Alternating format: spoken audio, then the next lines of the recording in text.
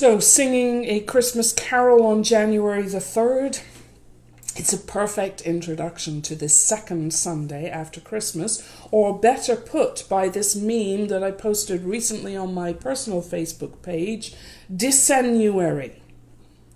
That time between Christmas and Epiphany when we have no idea what day it is or what meal we've just eaten, and compounded by being in the middle of a stay-at-home order, we get the chance to gather midweek this week on the actual day of Epiphany, and not one, but two parties, festivals. So that leaves us today free and clear to linger a little longer around the manger, and to behold the magnificent mystery in today's two texts and in the anthem that follows.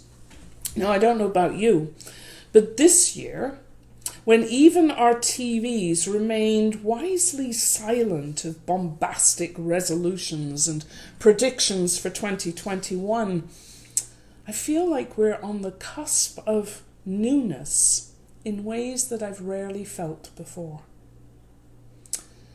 It's not, at least for me, a naive, enthusiastic anticipation of something certain. It's more tentative, more ambiguous perhaps. Will this new year bring new horrors or new hope? Or probably both.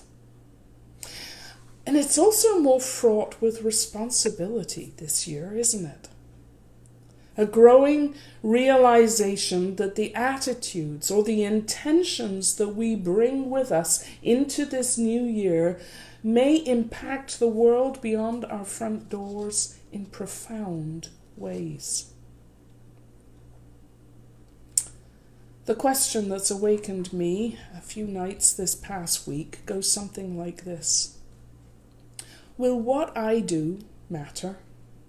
Will what we as a community of faith do matter? Will it make a difference? Do we have what it takes to bend the arc back towards justice, to quote Martin Luther King, to bend the arc back towards gender, race, economic, or human rights justice? Do we have what it takes to bend the arc of human activity back towards climate recovery?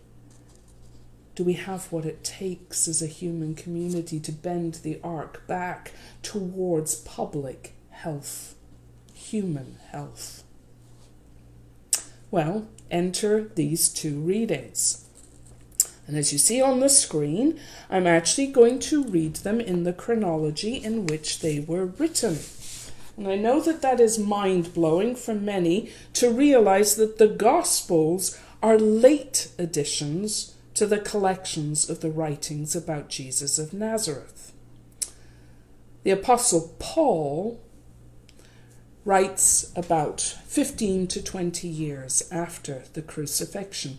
And he writes in these short letters to the earliest communities of Christians. And these letters are the first to mention the birth of Jesus.